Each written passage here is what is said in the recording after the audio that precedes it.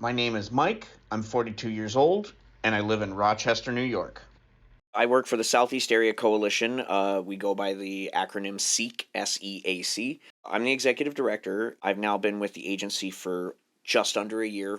So basically, our main focus is anti-poverty initiatives, supporting childhood health, education, and safety, supporting our local businesses, either through initiatives, awareness, stuff like that, and then we also do community development and neighborhood preservation.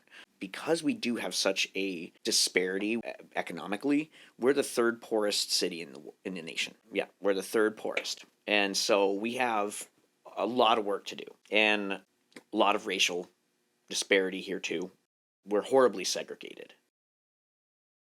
The Southeast Area Coalition was formed in 1968, basically because of that inner loop thing I mentioned, that it was going to bisect a neighborhood called the South Wedge here. The inner loop is basically, it was a way to put a band around the city so people coming from out of the area wouldn't have to go through the downtown. People didn't want to go there anymore. They didn't have to, so they just took this inner loop. And then eventually, the Eisenhower highway system came in, which is 490, which you may or may not have driven in on. And basically, they were going to go through a neighborhood and split it right down the middle, and it would have been a death stroke to both sides of the neighborhood. My agency was formed by a group of concerned neighbors and community members, and after years and years and years of petition, I think from 68 to 73, so 5 years, they or 71, I can't remember, they pressured the city council enough that it voted, and instead of going right down South Wedge, it went along the outside of it. So yes, a little bit of it got consumed, but it was on the outside.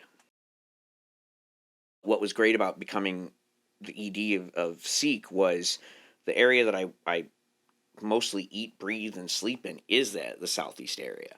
Most of the restaurants and breweries and fun things I do are right in this area. So getting to be in a position where I just get to advocate for the place that I love is, I mean, it can be stressful, but really it's fantastic. That feeling is why I love it here. And it's like the first time I've really ever considered somewhere home in a long, long time. My home life was pretty good. I had two great parents. I have two great parents. They're divorced now, but they divorced when I was 24. So it's not like it was this earth-shattering thing. I'm an only child, and you may find this hard to believe, but I was very difficult to put up with babysitters. The challenge for the home life came in is that I was a small, hyperactive kid, and so at school and stuff, I would get beat up a lot. So that was more where that troubling aspect of childhood came in. When I was 8 years old, it was when I had my first anxiety attack, and then they kind of just continued. Also, we never took me to a therapist. We didn't even look at anxiety medication because that's just not how they grew up or got their experience. So that I guess would be an unfortunate outcome for that. There wasn't much discussion. And so eventually, I think about 12 years ago, I just accepted that no, for my brain to operate without this constant anxiety, I have to be on medication. And it took me acknowledging that to myself and going, okay, I'm okay if I'm on a medication. I can't not be on it. And so by saying I'm still a good person or I'm still me, but I'm just on this medication. So I think that I think it's better in my perception today. People are able to talk about a lot more and be met with an empathetic response.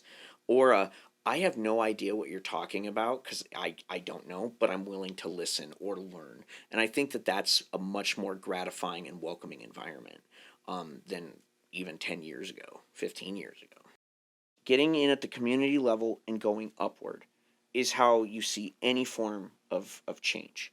You get your neighborhoods together. You get them rallied. You get them where, again, we stopped big business, and we stopped the city government in 1971 from doing the 490 through a neighborhood.